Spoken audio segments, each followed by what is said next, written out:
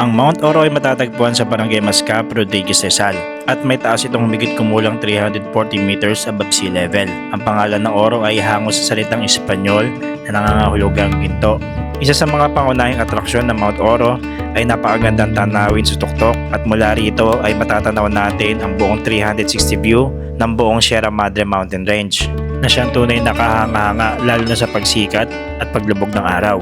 Bukod sa mga bundok, makikita rin ang mga kalapit na komunidad at lunti ang kapaligiran na nagbibigay aliwalas at kapayapaan sa mga bisita. Dahil sa kagandahan at accessibility nito, dumadami ang mga lokal at dayuhang bumibisita sa Mount Oro bilang bahagi ng kanilang weekend getaway o simpleng naturescape. Isa itong patunay na kahit malapit lang sa Metro Manila, may mga tanawing kaya makipagsabayan sa mga tanyag na destinasyon sa bansa. Patok ito sa baguhang trail riders at hikers dahil sa beginner-friendly na pag-akyat na hindi nangangailangan ng matinding paghahanda o karanasan. Ang trail ay may banayad na akyatan at mga bahagi ng kagubatan na nagbibigay lilim at ginhawa sa mga umaakyat. Sa bawat takbang paakyat at pahinga sa malamig na simoy ng hangin, ang pagtanaw sa malawak na kalikasan na isang paalala sa atin ng Mount Oro na hindi kailangan lumayo upang kumonekta sa ating kalikasan.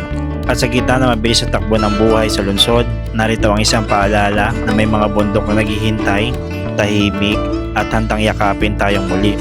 Ito ang Mount Oro. Isang payak ngunit makapangyarihang paalala ng ganda at kapayapaan hatid ng kalikasan. Welcome back pong muli sa ating panibagong moto adventure at nandito po tayo ngayon sa may Manila Hills Communities dito po sa San Mateo, Rizal. At meron po tayong pupuntahan guys na isang magandang view deck po dito sa may Montalban. Samahan nyo ako at bibisitahin natin ang itong Mount Oro View Deck. Samahan nyo ako at tuklasin natin kung ano ba yung development dito, kung gaano ba kaganda yung daan, yung ruta paakyat ng view deck. Sabi dito ni Google Map is meron tayong 30 minutes paakyat mismo doon sa pinaka deck. So tara, let's go. Dito mag-uumpisa yung ating adventure sa may Manila Hills Communities. So kakaliwa na tayo dito paakyat ng Mount Oro.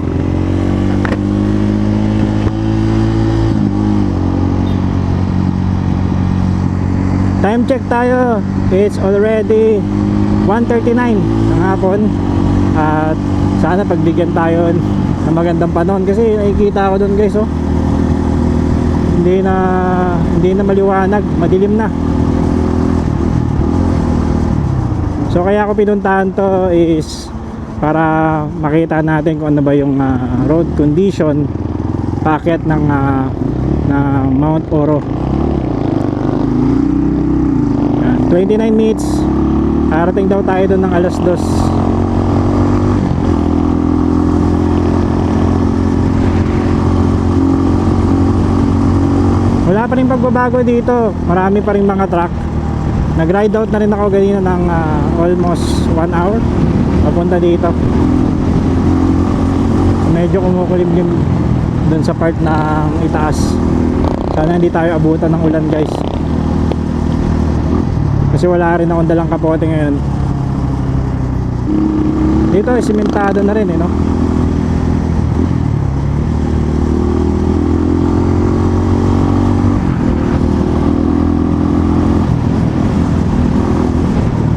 Eto, papasok na tayo ng Barangay San Isidro. Welcome to Barangay San Isidro. Dito sa kaliwa guys, yan yung may truck na yan. Sa kaliwa, yan yung papuntang Mount Balagbag. So dito tayo, pinapadiretso tayo dito. For sure parang uulan dito sa part na to. Mapuputikan tayo ngayon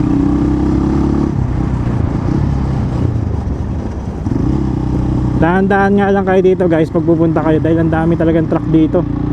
Yan ito yung mga kasalubong natin, yung truck.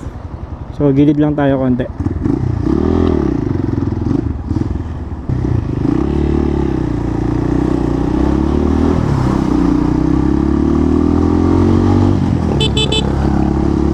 Haba ng ng pila ng truck dito.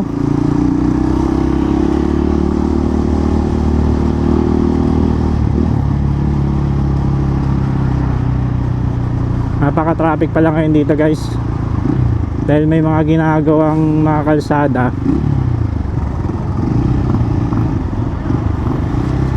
Okay. Kaya pala nagkakaroon ng traffic dahil dito sa part na to is hindi pa ayos yung daanan.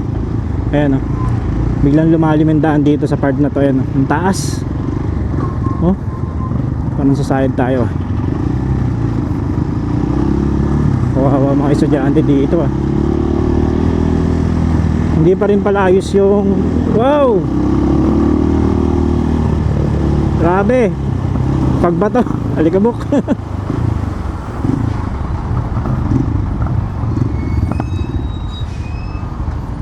So kung pupunta kayo dito guys is hindi pa siya recommended no na puntahan, lalo marami pang inaayos dito na ano na daanan. Dati last na pumunta ako dito last December is hindi pa to inaayos, pero ito ngayon pinapatag na pala nila. Ayan.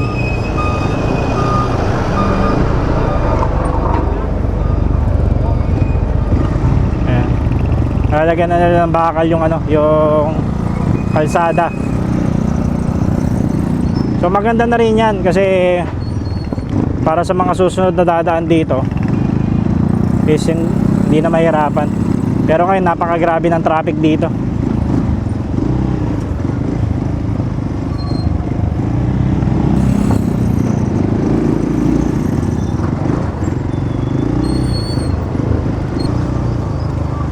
Wala pa rin pagbabago dahil napaka-alikabok daanan. So ang daming ginagawang mga construction pala dito oh. Ayan oh, sa kanan natin. Sa kaliwa. Kaliwa't kanan. I think doon sa may taas yan. Nagkakaroon na ng ano na pagulan doon sa pupuntahan natin sa ibabaw.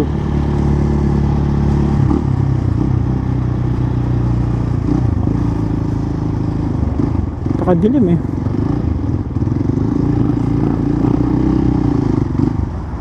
Oh my god. Delikado to guys. Nakikita nyo ba yan no? Napakadelikado ng daanan dito.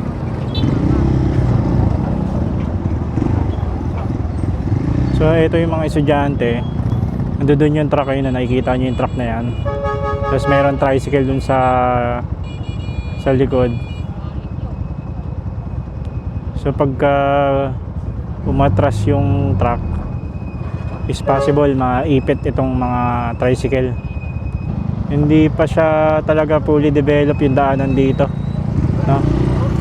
So yung mga estudyante, yung mga taga dito, ayan, nahihirapan sila. Ang dinadaanan pala natin ngayon guys is itong Mayon Avenue. Ayan, Mayon Avenue. So ito, sana makadaan tayo dito guys. Oo, lolo. La.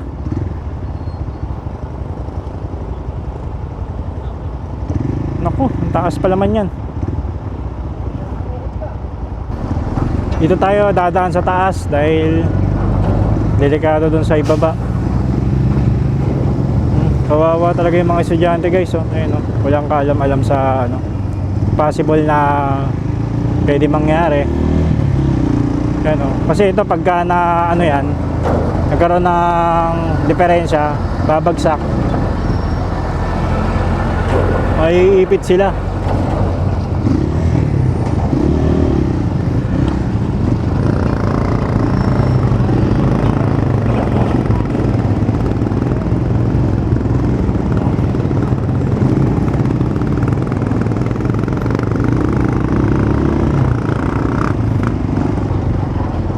Buti naka pang trail bike tayo ngayon guys, dahil kung naka NMAX tayo hindi kakayanin.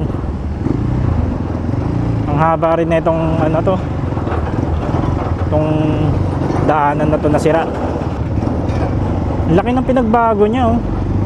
Nung dumaan kami dito hindi pa to ganito, hindi pa sira yung daanan dito. So ngayon sirang-sira talaga siya.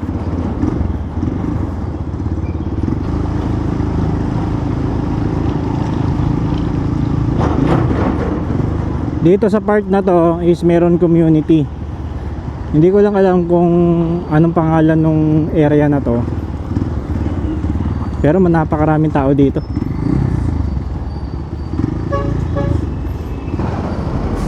Ito, nararamdaman natin yung mga putik dito. Kakapal ng putik na to. Oh. Uy. Nangyari? Ha?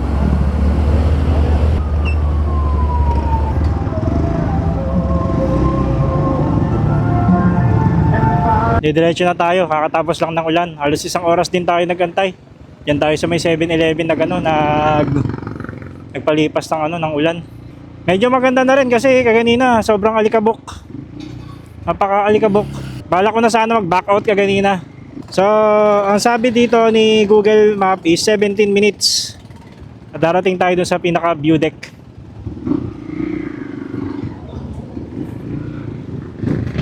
Ito yung kaganapan ngayon dito. I think dumaan lang yung yung ulan. Kaya pala maraming natatraffic dito dahil yung mga daanan dito is ginagawa. Pinatataasan yan. Kung mapapansin nyo dyan sa kanan. Pinataasan nila. So hindi pa siya totally tapos. Nasa pa lang siya, nasa 50% pa lang ito. Kalahati pa lang.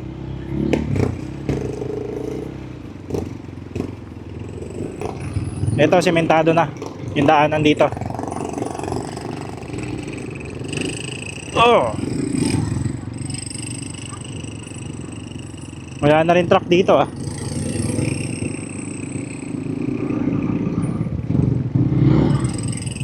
San Isidro Elementary School. Ito pala yun guys. Yung San Isidro Elementary School. Ito yung madadaanan natin.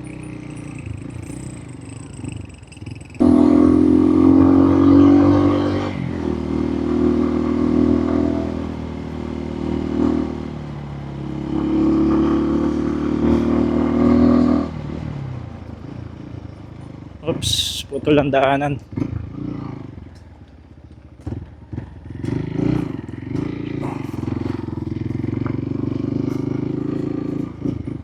Saan tayo? Dito, diretso.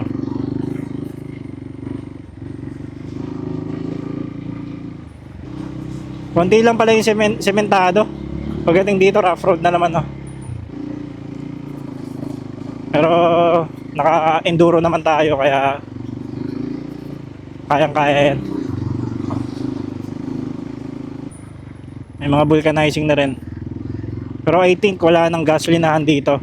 Yung gasolinahan kaganina sa baba, yun na yung pinakahuli. So kung aakyat kayo dito sa Mount Oro, yes, magpagasolina na kayo dito sa baba. Oops, dulas. Kapit na kapit yung gulong natin ah.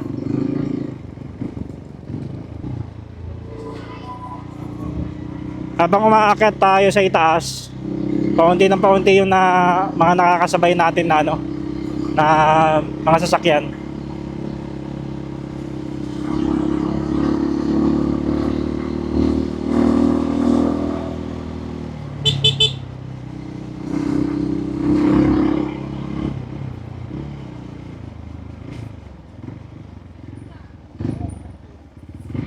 Marami na rin pala nakatara dito.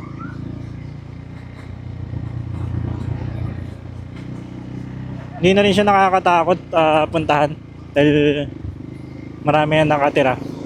So just in case na tayo, magkaroon tayo ng problema sa daan. May mga pagawaan naman ng motor.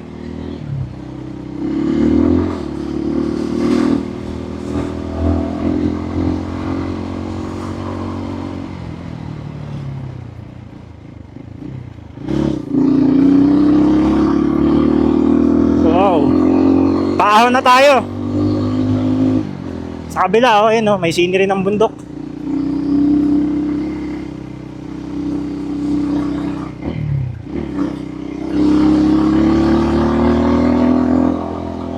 Ten minutes.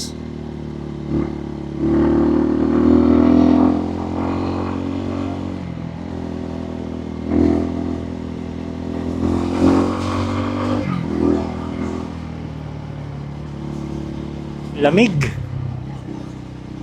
Malamig na dito sa ibabaw ah. Wow. Ganda. Tuma tayo sa gilid. May basketball court tayo dito na daanan. Ay, doon pala nang gagaling. Ayun pala yung kinakuwari guys oh.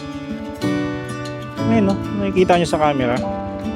Sa likod ng matatayag na bundok ng Barangay San Isidro ay ang pagpatuloy na pag-uho ng kalikasan, dala ng operasyon ng quarry. Isang industriya ang sinasabi nagbibigay kabuhayan, ngunit kapalit ay pagkasira ng kapaligiran at panganib sa mamamayan.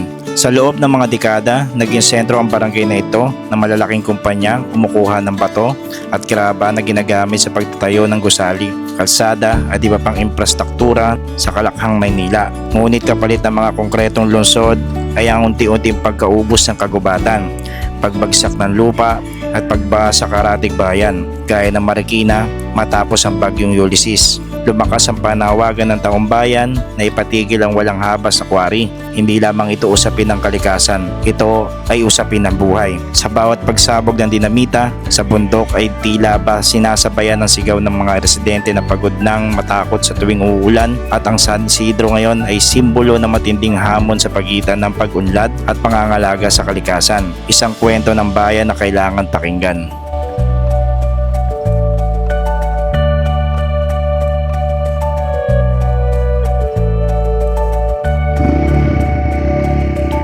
Bali nakita natin guys yung ginagawang quarry doon, napakalaki pala niyan. Diyan sa kaliwa, yun oh.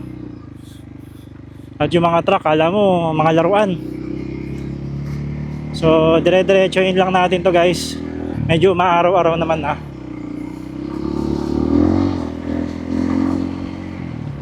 So, sabi dito ni Google Map is 10 minutes. Uy! Dahan-dahan lang nga lang kasi bangin na pala yun na sa ibaba natin.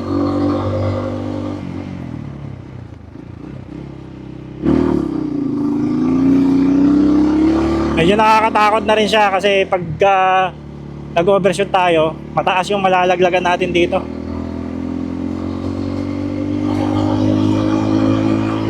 Kaya doble ingat tayo sa kanan no? Barangay Mascap. Welcome to Barangay Mascap.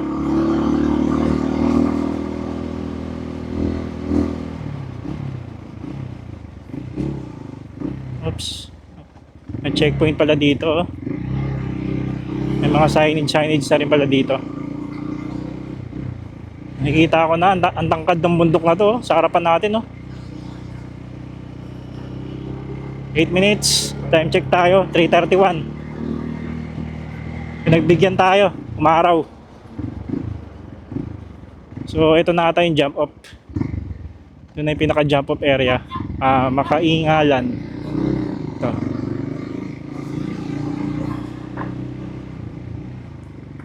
Pasok lang tayo. Ang dami na rin pala nakatira dito guys oh. Kaliwat kanan.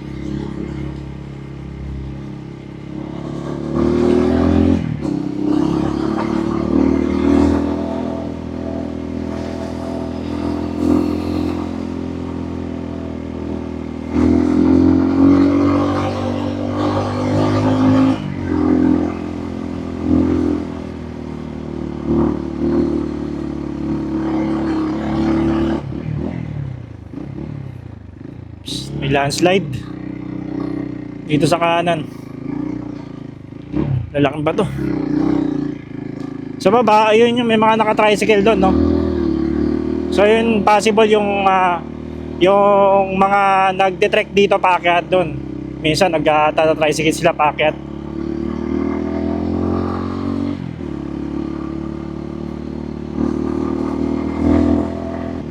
Simentado na pala siya, oh. Hanggang dito sa itaas. Fully developed na pala ito.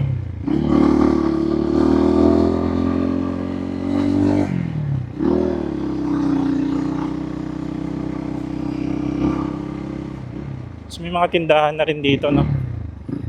Okay. So dito merong landslide ulit. At sementado pa naman siya.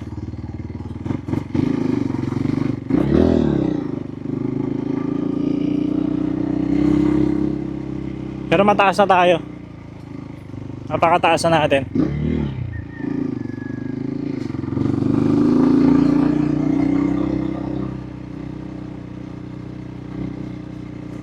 Ito, may simbahan na rin pala dito.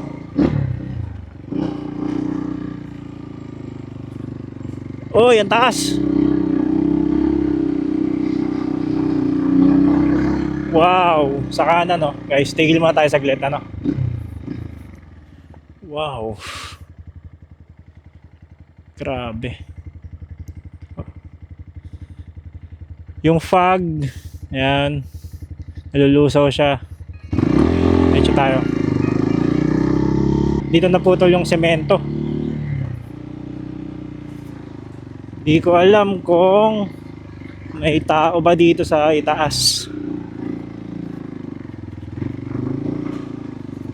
Pero sa kanan natin, overlooking na. Wow! Kaya.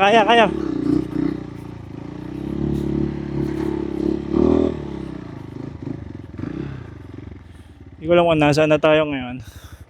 Pero sabi dito, yung pinaka view deck is nandun pa, 3 minutes pa simula dito. Diretsuhin lang natin to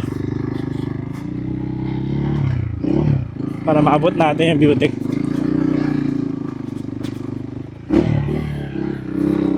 Wow!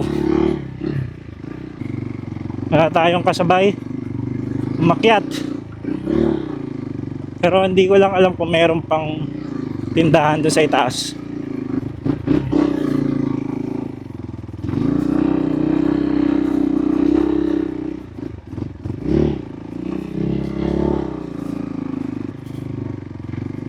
Parang may mga station of the cross dito. Taas na.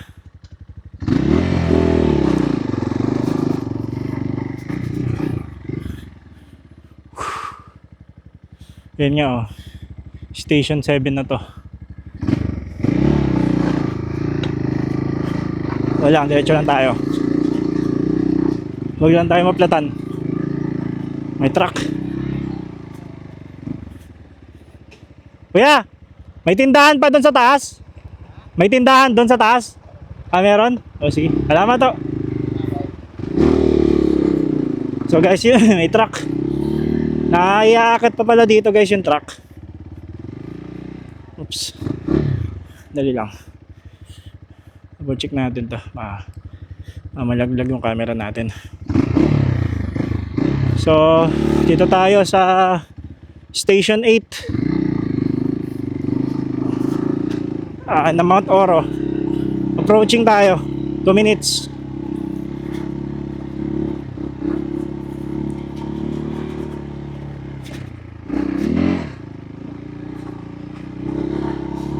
Matarik din pala to guys, tong ano na to, bundok na to.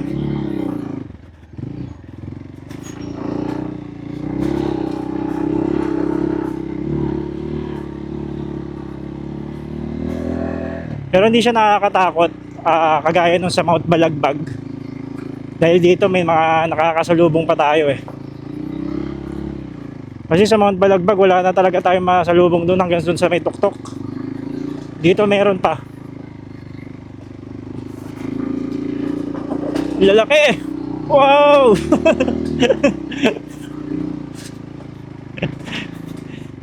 Solid! Malaki ng bato.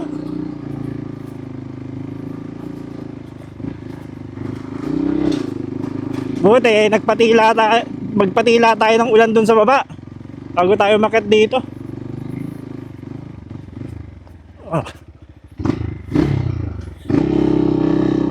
Kasi ang lambot ng ano ngayon, no? Lambot ng lupa. Oy.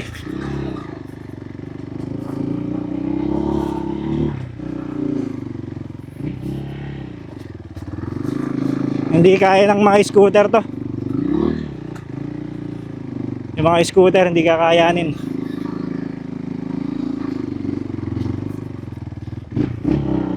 Oops.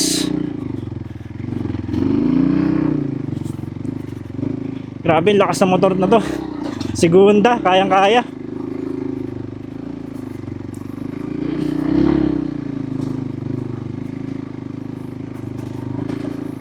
Ay, kikita ko na.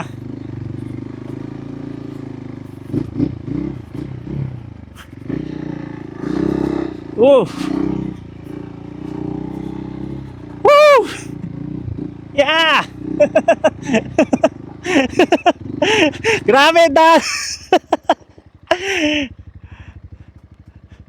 Umulan, lakas ang ulan dito kanina. Saglit lang. Pagod ako. Saan sa kamay? Ito na po yung ano, Mount Oro. Ayun ang view deck.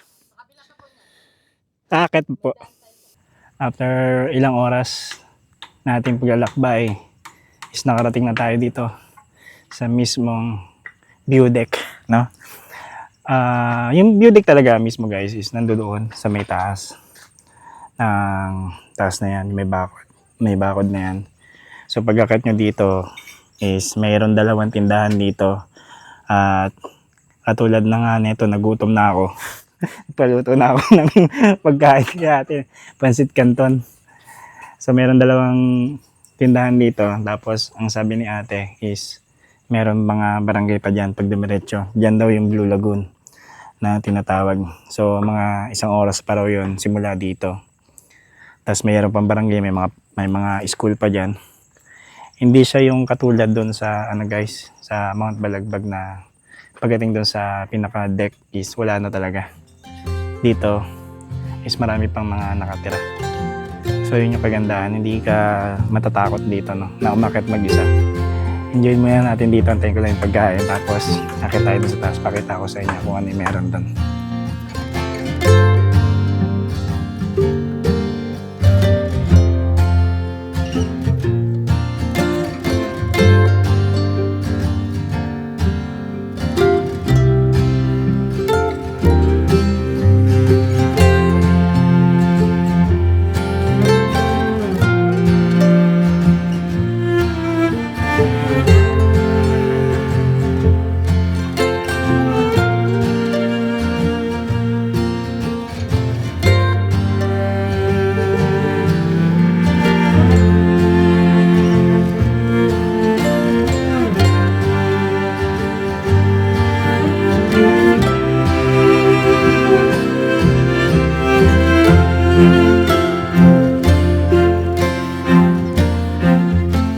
So guys, andito na tayo kumakain. Nagpaluto ko kay, anong pangalan niyo te? Melissa po. Ate Melissa yan, si Ate Melissa. Siya yung may-ari ng tindahan dito. At pag-isa lang tayo dito guys, no? Nakakain. Ito, nagpaluto ko sa kanya ng Pansit Canton at may tinapay dito. Napaka worth it ng pagpunta dito guys kasi kung magutom kayo sa daan, kagaya ko nagutom talaga ako. Naghanap talaga ako ng pagkain. Is merong pagkain dito sa taas ng Mount Oro. Tapos akit tayo. Lilibot ko kayo dun sa may taas, sa may pinaka view deck ng Mount Oro. Akit tayo sa pinaka-exciting na part. Yung pinaka-goal natin dito is akitin yung mismo Mount Oro, yung signage ng Mount Oro, no. Dito yung pinaka-view deck at i-conquer natin to. Sabi naman ni ate is ano dito? Teka, kaya. Ito na. Kaya daw. Nakaka tayo sa pinaka view deck.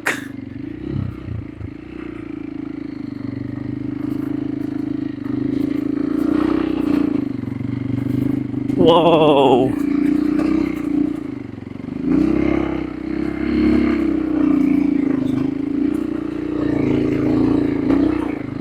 Kaya. Wow. Ito pa lang sa taas guys, nakikita natin. Tapos pagdating dito, yun, may mga kubo-kubo. So dahan-dahan lang tayo. At mataas yung babagsakan natin pag nagkamali tayo, no? May trail pala dito guys. At tatawid siya ng kabila. Tatawid tayo sa kabila. Wow, ayun no. May mga bikers doon na naglalakad. So ayun yung Inakyat natin, simula dun sa baba. Diretso tayo. So dahan-dahan lang, hawak sa preno. Konting pagkakamali natin dito, pwede tayong malaglag dun sa baba. Kasi nakita ako, nagpalipad ako ng drone kaganina is etong gitna na to, yan. Bangin na siya. So hindi siya guys advisable pagka umuulan dito.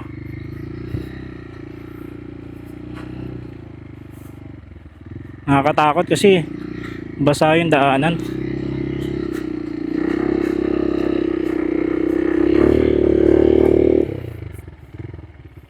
Baba tayo. Mali.